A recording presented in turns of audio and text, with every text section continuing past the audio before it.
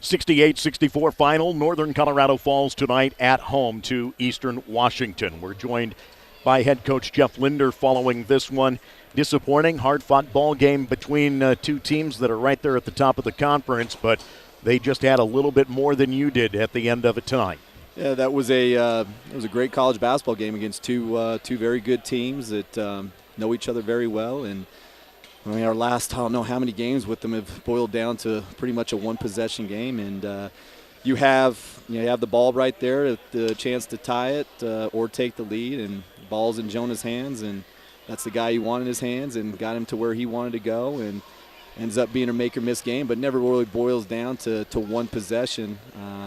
Over the course of the game, you got to make plays, and I was disappointed in the way in the second with the lead at halftime up 5, and then we come out and just don't get the necessary stops. I'm not sure what we're we just got to figure out a way to fix that and but get better from it. And that's, you can't look at it, even though it's senior night and it's disappointing to lose on senior night. It's not the end of the world. Our reality is that we got to make sure that we're ready to get better and win the next game. And so that's all our focus is going to be, because ultimately you got to make sure you win 3 games come Big Sky tournament. What did Eastern do to take you out of the flow offensively tonight?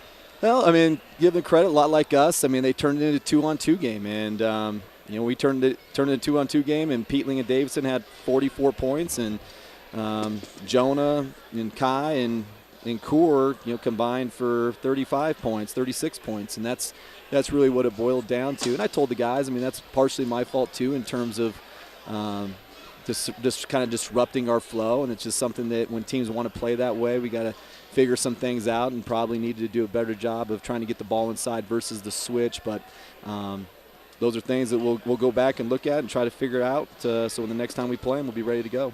One of the things that is impressive about how they operate is that Peatling can get out on the perimeter and handle the basketball very, very well. That puts teams off balance. Yeah, they're hard to guard. I mean, they do a good job of putting those guys in good position. And when you have a guy like Peatling at the 5 who forces you to guard him at 19 feet, 20 feet, and then he has the ability to pass it. And so it's a lot like having a Nikola Jokic there, and that's where you see the NBA playing a lot of 5 out and playing with 5s that can shoot, because if you have a 5 that can shoot and you got 4 other guys on the floor that can shoot, it makes it really tough to guard. Very tough loss to take, but you know that you've got 2 more games in front of you.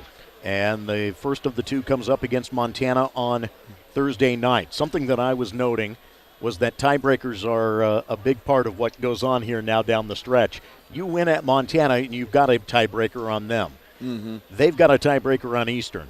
Eastern has a tiebreaker on you. Welcome to what the Big Sky race has turned into. It's a 3-team deal in terms of for the top 3 spots, so nothing's going to change from that front. But you can sit there and try to figure all that stuff out. All we can try to do is figure out how we're going to get better on Monday and how we're going to go and put our best foot forward on the road, which these guys embrace playing on the road. And I just wish in front of a really good crowd, which I thank everybody for coming out, because that was a great crowd to have here to send those 3 seniors off right. It was the crowd that this team deserved to have a lot this season. Yeah, no question. That's what that team deserved, but at least we got it for one night.